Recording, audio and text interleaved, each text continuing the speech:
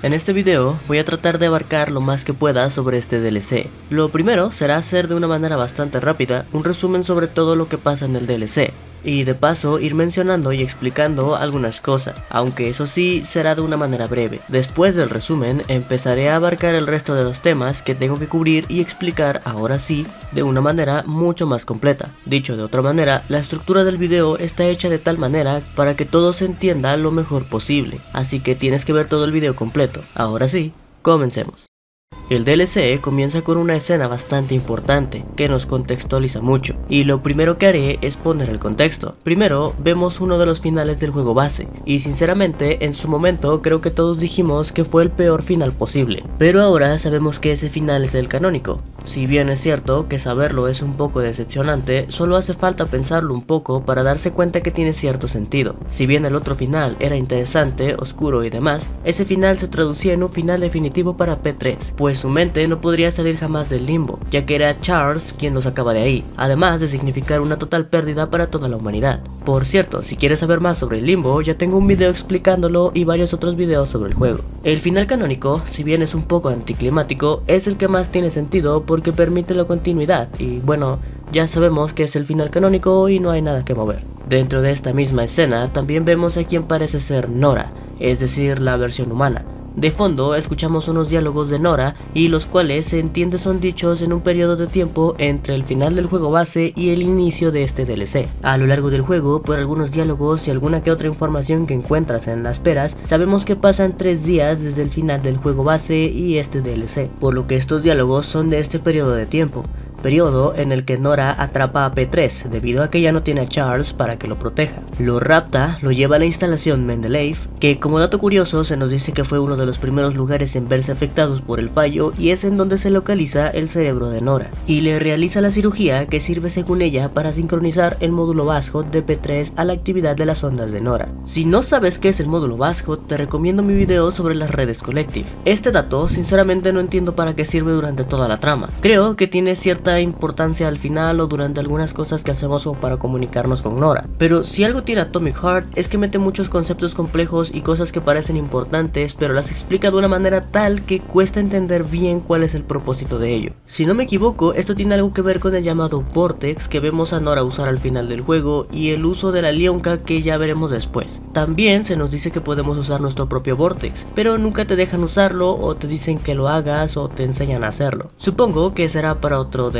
El caso es que debido a que Nora nos secuestró, no tenemos armas y debido a que nosotros sacamos a Charles del guante, tampoco tenemos habilidades. Otro poco de contexto antes de avanzar es que Nora ha tomado control de la instalación y ha puesto una clase de domo electromagnético que básicamente no permite que nada salga o entre. Avanzando un poco llegamos a la zona de un tráiler, que se ve muchísimo mejor que en el tráiler y que resulta ser una clase de hotel. Avanzando un poco encontramos a la Klusha y luego nos enfrentamos por primera vez a los enemigos maniquíes. En este DLC tenemos un consumible llamado Alionka, el cual nos permite pedirle ayuda a Nora. Ella hará uso del Vortex y eliminará a todos los enemigos alrededor de una vez por todas. Luego nos iremos abriendo paso, intercambiaremos palabras con Yayasina y poco después llegaremos al Orb, una clase de instalación provisional que se supone puede volar, pero debido al campo que Nora ha puesto, pues no podemos salir. Dentro encontramos a Liebedev, el nuevo personaje, el cual en un principio creí que ya había sido mencionado con anterioridad, pero no es así. Se trata de un científico muy importante, ya que básicamente es el creador de Nora. Estando aquí nos enteramos de más información importante. Yayasina ahora es nuestra enemiga.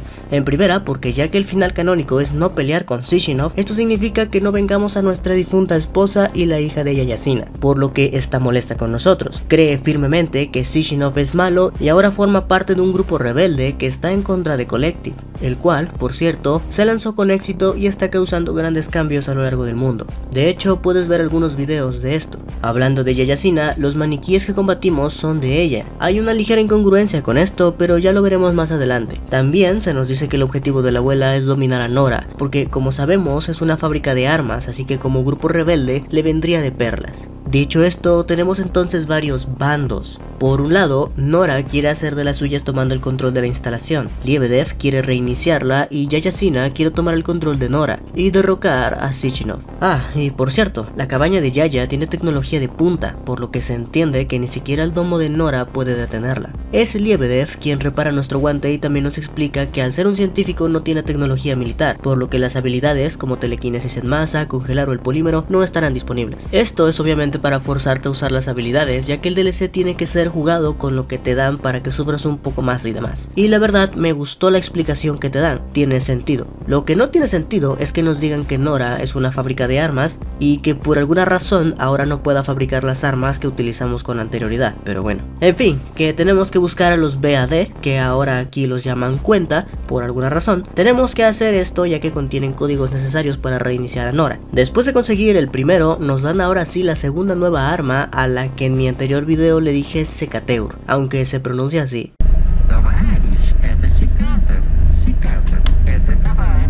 El plan de Lebedev era mandar autónomamente a los BAD por el polímero con los códigos para reiniciar a Nora. Estos robots funcionan básicamente como un transporte de líquidos peligrosos y demás, pero ya que los maniquís de Yaya-Sina están molestando, tuvo que pasarlos a modo de combate para que se defendieran y así su plan se medio mantuviera en pie. Y es aquí donde está la incongruencia, porque básicamente los BAD aniquilaban cualquier intruso. Lo sabemos porque nos atacan y lo sabemos porque en trailers vemos cómo atacan a cualquiera. Lo sabemos porque atacan y aniquilan a un plush con bastante facilidad además. Pero no solo nunca atacan a los maniquís, sino que además se hacen aliados contra nosotros. Sé que es por mero gameplay, pero es que la información te la dan, y si lo piensas un poco, pues eso. Creo que el maratón de los videos del canal Agujeros de Guión me afectó un poco. Después de esto continuamos con la exploración y búsqueda de los cuenta, para luego encontrarnos en un primer encuentro con los BAD. De más está decir que la primera vez que me los encontré, supe que cuando dije que estos enemigos iban a causar problemas, tenía razón. ¡Oh, la verga! ¡A la verga! ¡A la verga, loco! ¡A su madre!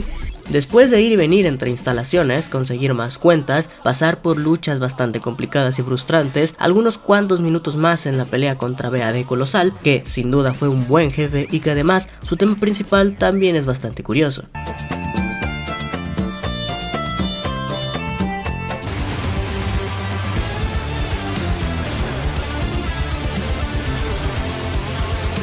Debemos aceptar que quien hace las canciones de Atomic Heart sabe definitivamente lo que hace. En fin, que después de esto, llegamos a lo que es el cerebro de Nora, un lugar bastante imponente y de bastante relevancia. Como sea, es aquí en donde debemos reiniciarla. Y claro, ella en su afán de seguir existiendo, convence a nuestro protagonista de que, si promete no reiniciarla, ella le dirá lo que la lágrima tiene que decirle. Sé que no mencioné nada de esto, pero ya lo explicaré mejor en los siguientes apartados. Como sea, P3 quiere recordar su pasado, quién era y todo lo demás, por lo que accede a ello. P3 tiene que desactivar el Orb y así hacer que Nora consiga deshacerse de un problema. Una vez llegando al Orb y haciéndolo o intentándolo, Lebedev nos dice que estamos haciendo una locura. Explicando la situación, empieza una confrontación la cual sinceramente se desarrolla de una manera un poco ridícula. Básicamente, P3 llega haciendo las cosas sin preguntar ni hablar. Lebedev, obviamente confundido, pregunta qué hace y P3 responde que está harto de que lo manipulen, cosa que es bastante válida y es un aspecto del personaje que me gusta. Sin embargo, como es de esperar, el científico no entiende a qué se refiere, y es que pues tiene razón, todo lo que el científico ha hecho hasta ahora fue llenarlo de información y armas. En ningún momento le dio una afirmación o algo que en primer lugar pueda después considerarse mentira. P3 continúa preguntando sobre su difunta esposa y el científico responde con la verdad, pero de nuevo, no es que él le haya mentido porque nunca le dijo nada en primer lugar. En fin, que después de haberse adelantado le sigue acusando. Lebedev se niega a aceptar la acusación y le comenta a P3 que en vez de andar inculpando a cualquiera que tenga enfrente, pues que le pregunte a quién debería preguntárselo, a Sichinov. Acto seguido, P3 dice que no puede porque no está ahí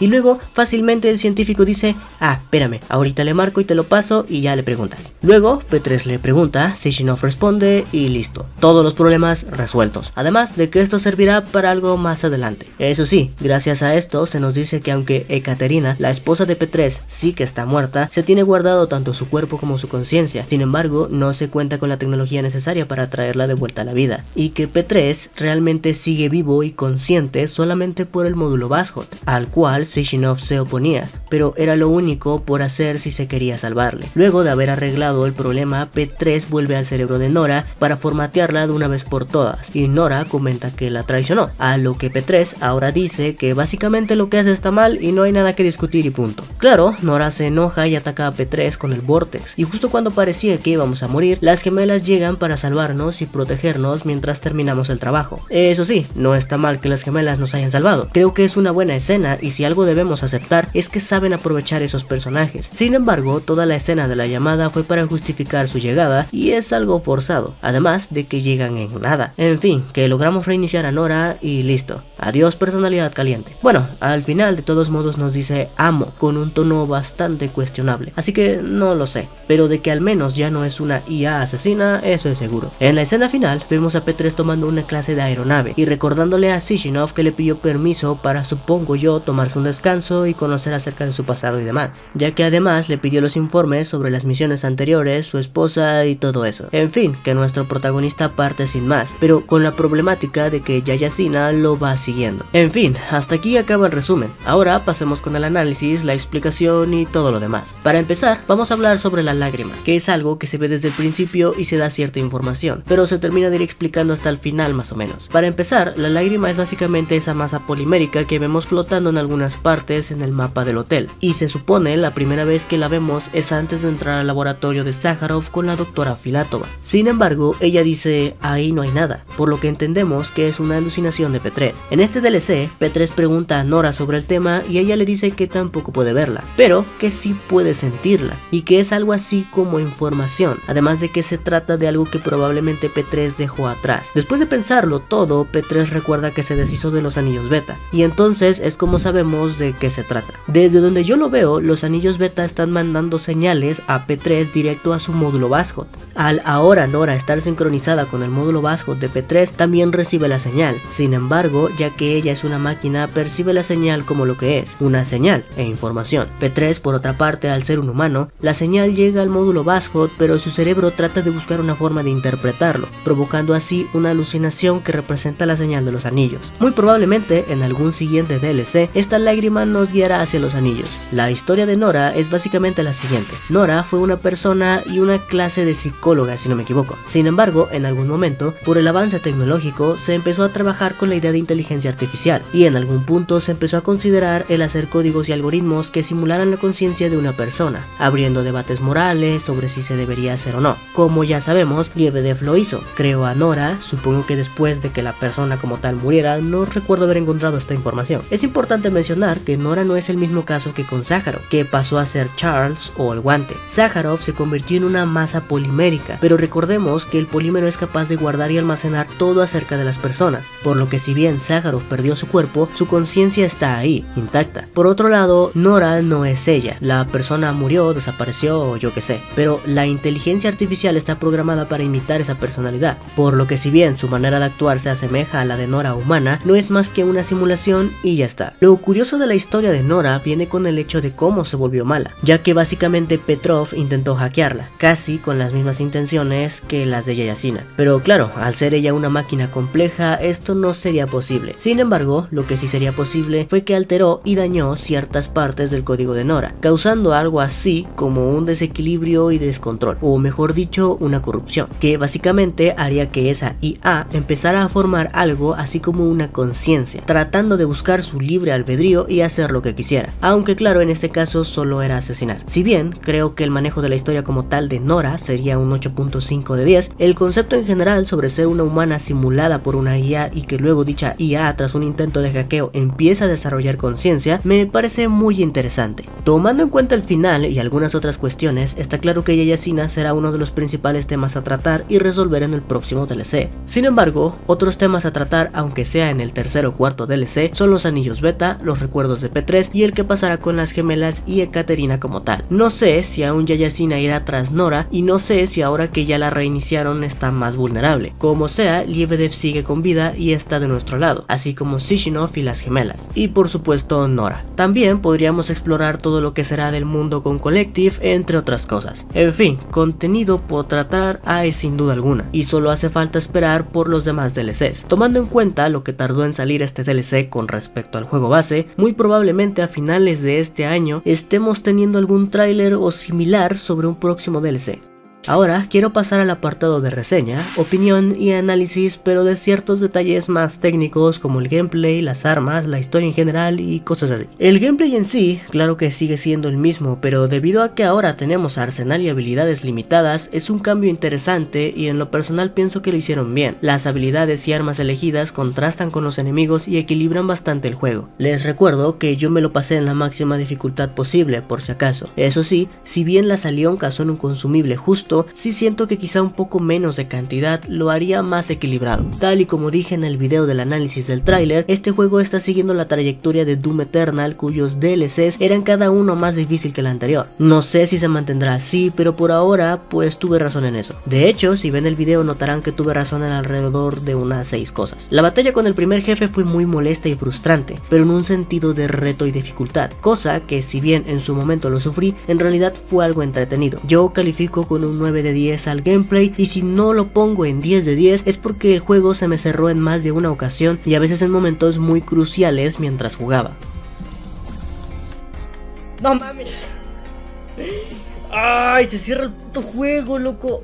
Hablando sobre el arsenal, como ya dije, me gustó la explicación sobre por qué no tenemos las demás habilidades, pero no hay ninguna que explique por qué no tenemos o podemos fabricar las demás armas. Limitar el arsenal no está mal, pero un poco de mejor explicación habría sido bueno. Las armas nuevas creo que no las usaría en otro contexto, pero son las armas perfectas para este DLC en específico. Están diseñadas para el tipo de situaciones que vas a encontrar aquí, aunque sigo diciendo que el modo de disparo automático no es el mejor ni de lejos. Sin embargo, su disparo secundario, el del láser, sí que era poderoso y útil. La Clusha es sin duda lo que tienes que mejorar al máximo, y es que cuando está a tope realmente vas a sentir la diferencia y te va a ayudar más de lo que podrías pensar. Tiene bastante daño, varios golpes consecutivos y su golpe cargado es muy poderoso, además de cargar rápidamente, y si la tienes mejorada puede llegar a cargar al instante. La habilidad de detener el tiempo es muy estorbosa en un principio, así que te recomiendo subirla de nivel lo más rápido posible, y ten en cuenta que es más útil únicamente con los VAD. Y ya que estamos, hablemos sobre los enemigos. Para empezar, los enemigos básicos del juego casi no salen, solo aparecen unos cuantos y no son exactamente una dificultad. Por otro lado tenemos a los nuevos enemigos. Los maniquíes son un gran peligro al principio, pero conforme vas mejorando arsenal y practicando pierden cierta dificultad. Representan un peligro cuando hay varios, y definitivamente el ataque más peligroso y molesto es el ataque a distancia, que aparte de hacerte daño también puede alentarte y ocasionarte muchos problemas al pelear con los VAD. El hecho de que se desbaraten pero se vuelvan a armar es a veces una ventaja, ya que te da un respiro de unos segundos, pero también significa que tardarás más en derrotarlos. Por otro lado, los VAD sin duda alguna son mortales, peligrosos a más no poder, y algo de lo que tienes que cuidarte mucho. Irónicamente, su versión más peligrosa para mí son los individuales. Son muy rápidos, hacen mucho daño y atacan continuamente, muchas veces encerrándote y atorándote, eliminando toda posibilidad de que salgas con vida. Es muy difícil salir de su rango de ataque y huir de ellos, además de que al ser tan rápidos es bastante difícil eliminarlos. Te recomiendo eliminarlos con la Clusha mientras usas el escudo, usar el zap cada que puedas para aturdirlos, en especial después de que el escudo mejorado al máximo reviente, ya que los bañas con polímero y el zap los deja paralizados un rato. Si usas la Cicator en automático, utiliza la habilidad de detener el tiempo, y si utilizas el láser también utiliza la habilidad o úsalo a distancia. La pistola y la melee de la sierra sinceramente salen sobrando, no las equipes ni las mejores, gastas recursos y no sirven de mucho aquí. La escopeta por otro lado te va a ayudar mucho con el jefe colosal y con los individuales, así que si puedes mejorarla, adelante. Por último, la historia. En general fue entretenida, decente y tiene una duración de igual forma suficiente. Sin embargo, tengo que ser sincero, honesto y objetivo y decir que se nota que Monfish no se especializa en crear guiones. Hay algunas cosas forzadas que salen y se resuelven de la nada, agujeros de guión y cosillas así. No pienso que sea mala, imposible de disfrutar o algo así, pero sí que hay que ser sinceros. Y bueno, quizá haya una que otra cosa que no esté mencionando, pero es más que nada por cuestiones de tiempo. Espero puedan comprender eso.